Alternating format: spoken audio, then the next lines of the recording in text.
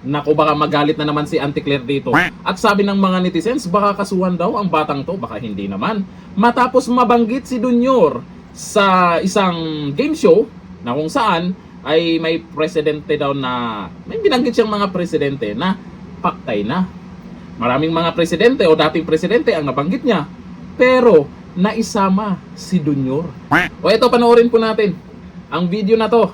Auntie Claire, ano ang masasabi mo dito? Presidente! Lalaki! Lalaki! Patay! Sir Jos Meño! Sir Jose P. Laurel! Manuel Eros! Manuel Aliquedo! Emilio Aguinaldo! Sir Jos Meño! Bongbong Marcos! Ayun! Ulit nga, ulit. Presidente! Lalaki! Lalaki! Patay! Sir Jos Meño! Sir Jose P. Laurel! Manuel Eros! Manuel Aliquedo! Emilio Aguinaldo! Sir Jos Meño! Bongbong Marcos! Akalain mo sa dami na naging presidente ngayon, nabuhay pa. Pero nag-iisang Bongbong Marcos talaga ang nabanggit niya.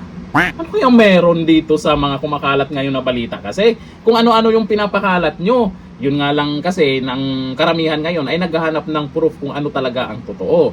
Ito si Auntie Claire naman, syempre, kung ano yung mga sinasabi niya na kakasuhan daw, yung nagpakalat na ganyan, hinahanap po kasi siya ng mga tao. Yun nga lang, ay yung mga post ay kaduda-duda na rin ayon sa ibang mga nakita sa mga post na sabi nila dating picture na daw yan. Ang isang paraan lang naman sana para matigil na tong usap-usapan kung anong talaga yung totoo dyan, itong si Amy Marcos, baka naman marami nang nagtatag sa'yo, Senator Amy Marcos, na magsalita ka na. Kasi ikaw lang naman ang pwedeng may maniniwala sa'yo kung ano yung sasabihin mo tungkol sa kalagayan ng ading mo.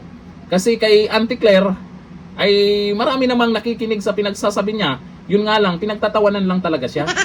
Si Auntie Claire naman, ay alam na natin kung ano yung magiging sagot niya. At dito, sa nangyari pong video na to, tungkol sa bata na to, siguro nagkamali lang siya.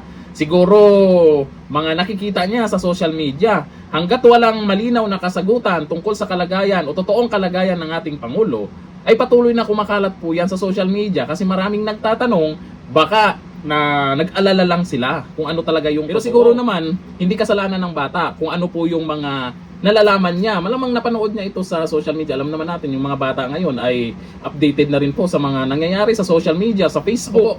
Mukhang kailangan ng magpakita talaga ni Junior o patunayan na talagang okay na okay siya. Patunayan na malakas talaga siya at kayang-kaya pa ang trabaho niya bilang Pangulo. Kasi mag-alala din naman tayo sa nangyaring krisis natin ngayon. Kailangan natin ng Pangulo para alam kung ano yung gagawin. Maraming natuwa dito sa video ng batang to. Bakit kayo natuwa? Tuwang-tuwa kayo doon sa sinabi niya. Pero yung mga nagagalit, malamang yung mga loyalista nga. Hanggang dito lang. Thank you. Bye-bye.